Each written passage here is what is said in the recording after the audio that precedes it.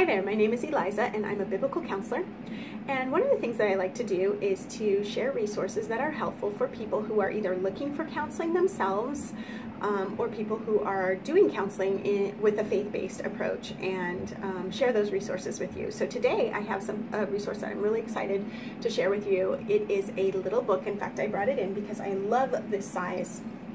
Here it is. It's called A Small Book About a Big Problem by Ed Welch, and it is a small book. As you can see, it's just little bitty and about that thick. You can see my little markings here. What it is it's a book that is divided up into 50 small meditations, about a page and a half, all on the subject of anger.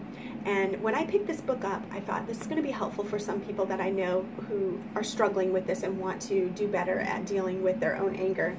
But as I read it, I was just really I was just made aware of how much it actually applies to myself. I don't consider myself as somebody who deals with real aggressive anger or anything, but as I was reading this, one of the things he says is just encourages us to look at how our innocent sounding words can actually be covering up deeper anger inside. And he talks about 3 types of anger: covert anger, cold anger, and hot anger. And the covert anger is like sarcasm or the just kidding type remarks, grumbling, complaining, gossip. He talks about cold anger being more like the silent treatment, where I withdraw, where I'm indifferent towards somebody, or the hot anger, which is a little bit more of the aggressive, the quarrels, the rage, the envy, the hate.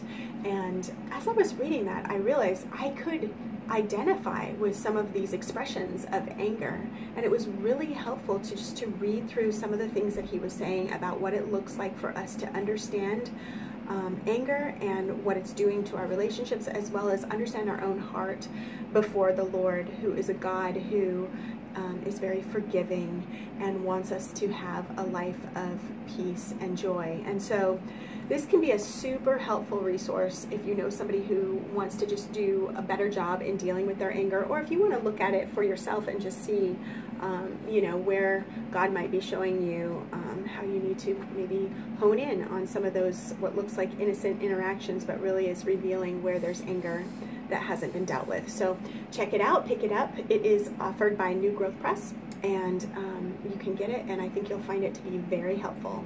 So hope this has been helpful to review this with you, and I will offer more interactions here and resources that will help you within the area of biblical counseling.